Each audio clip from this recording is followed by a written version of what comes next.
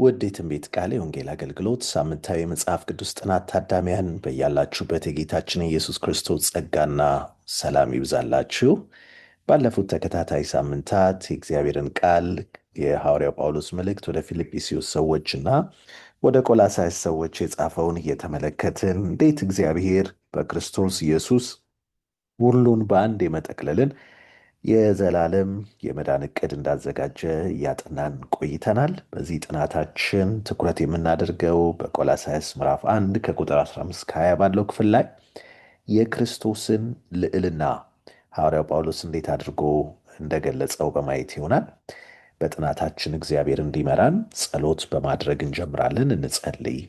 እግዚአብሔር አባት ሆይ እጅግ አድርገን እናመሰግናለን፣ አንተ ስለረዳህን እንደገና ደግሞ ቃልን የምናጠናበትን ይህንን ዕድል ስላመቻቸልን ተመስገን። አሁንም በቃል አስተምረን ወደ እውነት ሁሉ ምራን። በጌታ በኢየሱስ ክርስቶስ ሕያውና ዘላለማዊ ስም አሜን። በቆላሳይስ ምዕራፍ 1 ከቁጥር 15 እስከ 17 የእግዚአብሔር ቃል እንደዚህ ይላል። እርሱ የማይታይ አምላክ ምሳሌ ነው። የሚታዩትና የማይታዩትም ዙፋናት ቢሆኑ ወይም ጌትነት ወይም አለቅነት ወይም ስልጣናት በሰማይና በምድር ያሉት ሁሉ በእርሱ ተፈጥረዋልና ከፍጥረት ሁሉ በፊት በኩር ነው። ሁሉ በእርሱና ለእርሱ ተፈጥሯል። እርሱም ከሁሉ በፊት ነው፣ ሁሉም በእርሱ ተጋጥመዋል ይለናል። እንግዲህ ይህንን በምንመለከትበት ጊዜ ጌታችን ኢየሱስ ክርስቶስ ለመላው ዓለማት በምድር ወይም በሰማያት ያሉትን ሁሉ ሰላም እንዲወርድላቸው ማድረጉን ጳውሎስ በዚህ በቆላሳይስ ምዕራፍ 1 ቁጥር 20 ላይ ሲያውጅ እናደምጣለን። እንደዚሁም ደግሞ በተለየ ሁኔታ ሐዋርያው እዚህ ንግግር ላይ ከመድረሱ በፊት የኢየሱስን እውነተኛ ማንነት ሲያስረዳ እንመለከታለን። ይህም ማንነቱ ታላቅ መምህር ወይም ታላቅ ሊቅ ወይም ታላቅ ነቢይ፣ ሰባኪ ወይም የምስራች የሚያበስር መልእክተኛ ብቻ እንዳይደለ ያሳየናል። ኢየሱስ በእነዚህ ቃላት ተገልጾ በዚህ ክፍል እናነባለን። በመጀመሪያ ደረጃ ጌታችን ኢየሱስ ክርስቶስ የእግዚአብሔር አምሳል ተብሏል። አሁን ስናነብ እንዳየነው በቆላሳይስ ምዕራፍ 1 ቁጥር 15። ሲቀጥል ደግሞ ጌታችን ኢየሱስ ክርስቶስ በኩር ተብሎ ተጠርቷል። በቆላሳይስ በዛው ምዕራፍ 15 እንደዚሁ ምዕራፍ እስከ 17 ስናነብ እስከ ቁጥር 17 ምዕራፍ 1። ከዚያም የቤተ ክርስቲያን ራስ ይለናል በቆላሳይስ 1 ቁጥር 18 ላይ። ሲቀጥል ፊተኛው በማለት ይጠቅሳል ቆላሳይስ ምዕራፍ 1 ቁጥር 18። እንደዚሁም በአምስተኛ ደረጃ ደግሞ አስታራቂ በማለት ይጠራዋል በቆላሳይስ ምዕራፍ 1 ከቁጥር 19 እስከ 20። እንግዲህ እነዚህን 5 የጌታችን ኢየሱስ ክርስቶስ መጠሪያዎችን ነው በዚህ ጥናታችን ሰብሰብ አድርገን የምናየው። የእግዚአብሔር አምሳል፣ በኩር፣ የቤተ ክርስቲያን ራስ፣ ፊተኛውና አስታራቂ። የእግዚአብሔር አምሳል የሚለውን ስንመለከት እርሱ የማይታይ አምላክ ምሳሌ ነው ይለናል። አንድ ምስል የአንድ እውነተኛ አካል ምሳሌ ወይም ፎቶግራፍ፣ ሐውልት ወይም ደግሞ የምናባዊ አካል ምሳሌ ሊሆን እንደሚችል ስዕል እንደሚሆን እንረዳለን። ነገር ግን መጽሐፍ ቅዱሳዊው የምሳሌ ጽንሰ ሐሳብ ከዚህ ያለፈ እንደሆነ መገንዘብ ይኖርብናል። እግዚአብሔር አዳምና ሔዋንን በራሱ ምሳሌ እንደፈጠራቸው ዘፍጥረት 1 ቁጥር 27 ይናገራል። እንደዚሁም አዳምም ልጅን በሚወልድበት ጊዜ በምሳሌው እንደ መልኩ እንደወለደ ዘፍጥረት ምዕራፍ 5 ቁጥር 3 ይነግረናል። እነዚህ ምስሎች ተምሳሌቶች ወይም ምናባዊ ስዕሎች አይደሉም። እነዚህ አካላዊ፣ ስነልቦናዊና ማህበራዊ አምሳሎች መሆናቸውን እንመለከታለን። ጳውሎስ የብሉይ ኪዳን ስርዓት ሕግ ሊመጣ ያለው የበጎ ነገር እውነተኛ አምሳል ሳይሆን ጥላ እንደሆነ ይነግረናል። ዕብራውያን ምዕራፍ 10 ቁጥር 1። ከዚህም ምሳሌና እውነተኛው ነገር አንድ መሆናቸውን እንመለከታለን። ታዲያ አሁን ጥያቄው ምንድን ነው? ጌታችን ኢየሱስ ክርስቶስ እግዚአብሔርን የሚመስል ነው ወይስ ራሱ እግዚአብሔር ከእግዚአብሔር እኩል ነው ብለን ልንጠይቅ እንችላለን። በእርግጥም ጌታችን ኢየሱስ ክርስቶስ እኔ ነኝ የሚለውን መለኮታዊ ስያሜ ለራሱ በተደጋጋሚ የተጠቀመ እንደመሆኑ እሱ ራሱ አምላክ እንደሆነ እናያለን። በተጨማሪም እኔና አብ አንድ ነን ብሎ ነግሮናል። ዮሐንስ ወንጌል ምዕራፍ 10 ቁጥር 30። ሲቀጥል በምዕራፍ 14 ቁጥር 9 ደግሞ በዛው በዮሐንስ ወንጌል እኔን ያየ አብን አይቷል በማለትም ነግሮናል። ስለዚህ ጌታችን ኢየሱስ ክርስቶስ የእግዚአብሔር አምሳል ነው በሚልበት ጊዜ በእርግጥም በእኛ ሥጋ በሚገለጥበት ጊዜ እኛን መስሎ የእኛን ማንነት ወስዶ ሲመጣ የመለኮት ሙሉ አምሳል መገለጫው መታያው እሱ እንደሆነ የሚያሳየን ነው። አዎ መለኮት ነው እሱ። ደግሞ በሥጋ የተገለጠ እንደመሆኑ መጠን ደግሞ በዛ በሥጋ በተገለጠው ማንነቱ መለኮትን በሙላት ለእኔና ለእናንተ ለማሳየትና እኛ ልንረዳው በምንችለው መንገድ የቀረበበት ሁኔታ መሆኑን የሚያሳይ ነው። ስለዚህ ጌታችን ኢየሱስ ክርስቶስ በእርግጥም የእግዚአብሔር አምሳል ነው። ምን ማለት ነው? የመለኮት ማንነት የተገለጠበት እሱ አምላክ የሆነ ማንነቱንም የያዘ መሆኑን የሚያስገነዝበን ነው። በመቀጠል የምናገኘው በኩር የሚለውን ሐሳብ ነው። በቆላስይስ ምዕራፍ 1 ቁጥር 17 ላይ እርሱም ከሁሉ በፊት ነው፣ ሁሉም በእርሱ ተጋጥመዋል ይለናል። በኩር ማለት በመጀመሪያ የተወለደ ማለት ነው። ስለዚህም አንዳንዶች ኢየሱስ እግዚአብሔር በመጀመሪያ የፈጠረው ፍጡር ነው ብለው ከዚህ ጥቅስ የተነሳ ያስተምራሉ። ነገር ግን ልክ እንደ ምሳሌ የሚለው ቃል በኩር የሚለውም ቃል ሰፊ የሆነ መጽሐፍ ቅዱሳዊ ትርጉም ወይም አንድምታ አለው። በእስማኤል ምትክ ለምሳሌ በኩር የሆነው ይስሐቅ ነበር። ይስሐቅ የመጀመሪያ ልጅ አልነበረም። የመጀመሪያ ልጅ ለአብርሃም እስማኤል ነው። በኤሳው ምትክ እንደ በኩር የሆነው ያዕቆብ ነው። በሮቤል ምትክ ዮሴፍ ነው በኩር የሆነው። በኤልያብ ምትክ ዳዊት ነው በኩር ሆኖ የነበረው።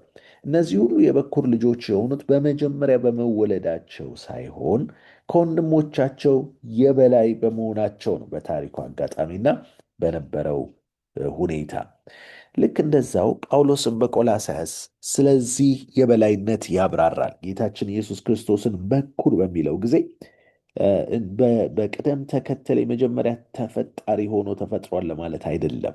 ይልቁንም በኩር ስልጣንን ያሳያል፣ የበላይነትን ያሳያል። ጌታችን ኢየሱስ ክርስቶስን በዚያው መንፈስ የበላይነት እንዳለው ነው። ስለዚህ ጉዳይ ምንነት ጥርጣሬን ለማስወገድ ሁለት መለኮታዊ ስራዎችን አያይዞበትም እንመለከታለን። የሁሉም ነገር መፈጠር ምክንያት ጌታችን ኢየሱስ ክርስቶስ እንደሆነ ይናገራል። ሁሉ በእርሱ ተፈጥሯል ሲል በኢሳይያስ 45 ቁጥር 18ም እናገኛለን። ሁለተኛው ሐሳብ ደግሞ የፍጥረት መጽናት ተጋጥሞ የቆመውም በጌታችን በኢየሱስ ክርስቶስ እንደሆነ ይናገራል። ስለዚህ በዚህ ቦታ ጌታችን በኩር ሆኖ ሁሉ በእርሱ እንደተፈጠረ ሁሉ በእርሱ ተጋጥሞ እንደተያዘ ሲናገር እርሱ ፍጡር ነው ለማለት ሳይሆን እርሱ ከፍጥረት በፊት የነበረና ፍጥረት ወደ መኖር እንዲመጣ ያደረገ ደግሞ እንዳለ እንዲቆይ ደግፎ የያዘ እሱ መሆኑን ለማመልከት እንደሆነ እናያለን። ስለዚህ ጌታችን ኢየሱስ ክርስቶስ የመለኮት አምሳል ነው፣ ደግሞ በኩር ነው። ሲቀጥል የምናገኘው ደግሞ የቤተ ክርስቲያን ራስ ነው። ጌታችን ኢየሱስ ክርስቶስ ራስ ተብሎ ተጠርቷል። በቆላስይስ ምዕራፍ 1 ቁጥር 18 ላይ የምናገኘው ሐሳብ ይህንን ያጸናልናል። እርሱ አካሉ የሆነችው የቤተ ክርስቲያን ራስ ነው፣ በሁሉ ነገር የበላይነት ይኖረው ዘንድ እርሱ መጀመሪያ ከሙታን መካከልም በኩር ነው ይለናል። ጌታችን ኢየሱስ ክርስቶስ የቤተ ክርስቲያን ራስ ነው በምንልበት ጊዜ በአንዳንድ ቋንቋዎች ለምሳሌ በእንግሊዝኛም ጭምር ራስ የሚለው ቃል ከቀጥታ ትርጉም ባለፈ አብይ ወይም ዋና ተብሎ ሊተረጎም ይችላል። በዕብራይስጡም እንደዚሁ ነው። ለምሳሌ ለእነርሱም አንድ አለቃ ይሾማሉ የሚለው ሆሴ ምዕራፍ 2 ቁጥር 2 ላይ አለቃ ተብሎ የተረጎመው ቃል ራስ የሚለውን እናገኘዋለን። ስለዚህ ራስ የሚለው የጌታችን ኢየሱስ ክርስቶስ ማዕረግና መጠሪያ አለቃ እንደሆነ ያሳየናል። ጳውሎስ ይህንን ቃል ለክርስቶስ ሲጠቀመው አጠቃቀሙ በዚህ መልክ እንደሆነ ልብ እንላለን። ደግሞ ጳውሎስ አካል ለተባለው ሌላ ትርጉም ይሰጠዋል። ክርስቶስ ራስ ከሆነ እኛ ማለትም ቤተ ክርስቲያን ደግሞ አካሉ ነን። እንግዲህ ከዚህ ሐሳብ በመነሳት የሚከተሉትን ዋና ሐሳቦች ልብ እንበል። አንደኛ፣ በእርግጥም ክርስቶስ ራስ በሆነበት የሰውነት አካል ውስጥ የተለያየ ክፍሎች ከሆንን ሁላችን እናስፈልጋለን ማለት ነው። አንደኛ ቆሮንቶስ ምዕራፍ 12 ቁጥር 15 እንደሚናገረው ያ ብቻ አይደለም፣ እያንዳንዱ ደግሞ የራሱ የሆነ ሚናና አስፈላጊነት እንዳለው ከዛው ከአንደኛ ቆሮንቶስ ምዕራፍ 12 ቁጥር 17 እንረዳለን። ሲቀጥል ማንንም ማግለልን እንደማንችል ከዛው እንረዳለን። እያንዳንዱ አስፈላጊ ከሆነ ማንን ሊያገል ይችላል? ሲቀጥል ማንም የበታች የሆነ አማኝ እንደሌለም ይነግረናል።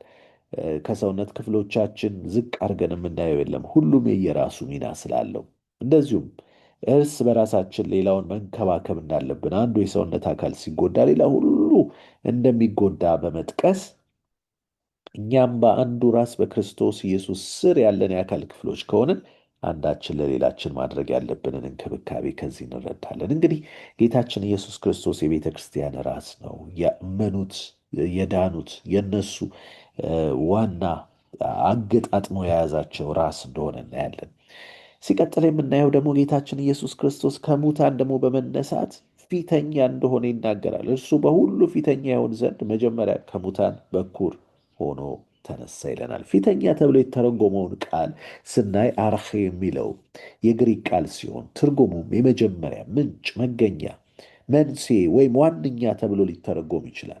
ደግሞም እንደ አውዱ ገዢ፣ ኃያል ወይም ባለስልጣን ሊባልም ይችላል። ይህ ቃል በክርስቶስ ወይም ለክርስቶስ ጥቅም ላይ ሲውል ሁሉንም ትርጉም ጠቅልሎ መውሰድ ይችላል ማለት እንችላለን። ምክንያቱም ጌታችን ኢየሱስ ክርስቶስ የሁሉ ነገር ምንጭ ነው፣ የእግዚአብሔር ምሳሌ፣ ሁሉ ነገር የተፈጠረበት ዓላማ ነው የፍጥረት በኩል። እንደዚሁም ደግሞ የበላይ ገዢ ነው፣ ራስ ነው። ይህ ሁሉ ልዕልናውን ያሳየናል።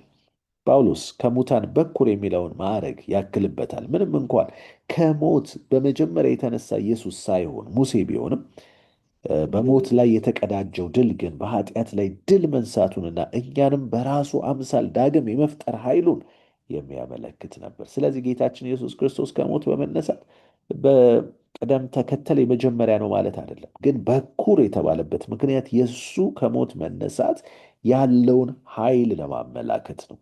ሌሎች ከሞት ተነስተዋል። ግን የጌታችን ኢየሱስ ክርስቶስ ከሞት መነሳት የመቃብሩን ደጅ ዳግም ላይዘጋ ከፍቶት የሞትና የሲኦልን ቁልፍ በእጁ ይዞ የተነሳበት ድልን የነሳበት እጅግ አንጸባራቂ የሆነ ድል የተመዘገበበት እንደሆነ እናያለን። ስለዚህ ጌታችን ኢየሱስ ክርስቶስ በእርግጥም ፊተኛው ነው በምንልበት ጊዜ እርሱ የሁሉ ነገር መገኛ ምንጭ መሆኑን እያመላከትን እንደሆነ ከዚህ እንረዳለን።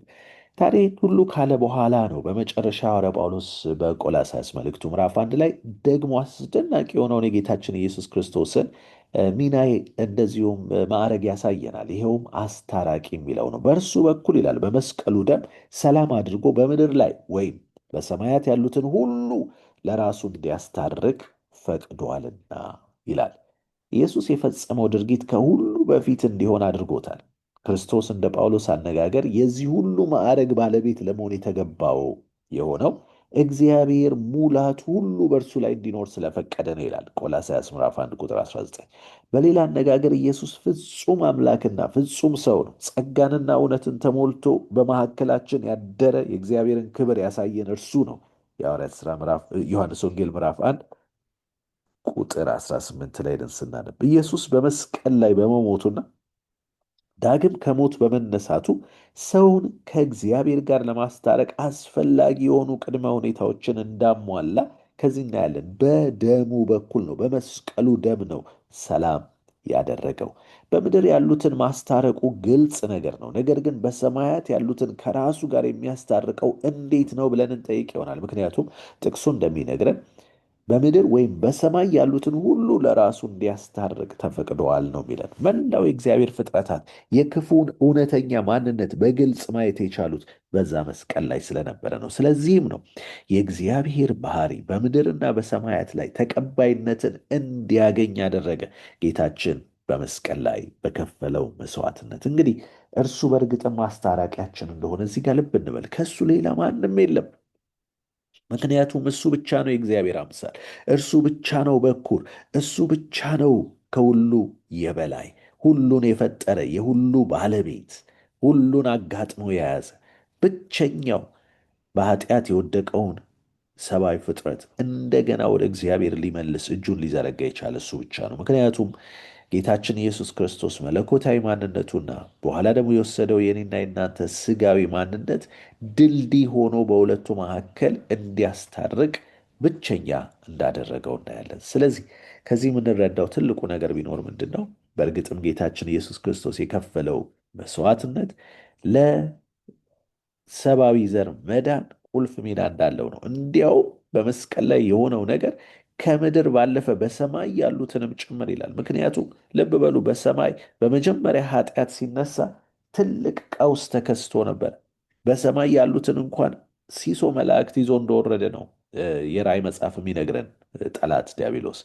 እንግዲህ በክርስቶስ መስቀል ግን የእሱ እውነተኛ ማንነት ተገለጠ፣ የእግዚአብሔርም ደግሞ እውነተኛ ክብር ተንጸባረቀ። እንግዲህ ጥናታችንን ስንቋጭ ጌታችን ኢየሱስ የእግዚአብሔርን ደስታ መፈጸም የሚያስደስተው ውዱ የመላእክት አዛዥና የሰማይ ሞገስ ነበር። ከእግዚአብሔር ጋር አንድ የሆነ በአባቱ እቅፍ ያለ ቢሆንም የሰው ልጅ በኃጢአትና በአበሳ በጠፋ ጊዜ ከእግዚአብሔር ጋር እኩል መሆንን ሊመኘው ወይም በቃ ሊነጠቀው እንደሚገባ ነገር አልቆጠረም። ከዙፋኑ ወረደ፣ ዘውዱን በትረ ስልጣኑን ተወ። ከዚያም መለኮታዊነቱን በሰብአዊነት ሸፈነ። የሰውን ልጅ ከራሱ ጋር በዙፋኑ ላይ ከፍ አድርጎ ለማስቀመጥ ራሱን እስከ መስቀል ሞት ድረስ አዋረደ። በፍቅር አብን ሊገልጥና ሰውን ከእግዚአብሔር ጋር ሊያስታርቅ ጌታችን መጣ። እንግዲህ ይህንን በማስተዋል እኛም ሕይወታችንን ለእሱ ሰጥተን የእርሱን የማዳን ሥራ በሕይወታችን ተለማምደን ከእርሱ ጋር ዕለት ዕለት ተጉዘን እሱን በሕይወታችን ከሁሉ በላይ ከፍ አድርገን ሾመን ወዳዘጋጀለን ወደ ክብር መንግሥቱ እንድንገባ እግዚአብሔር በጸጋው ይርዳን። እግዚአብሔር ይባርካችሁ።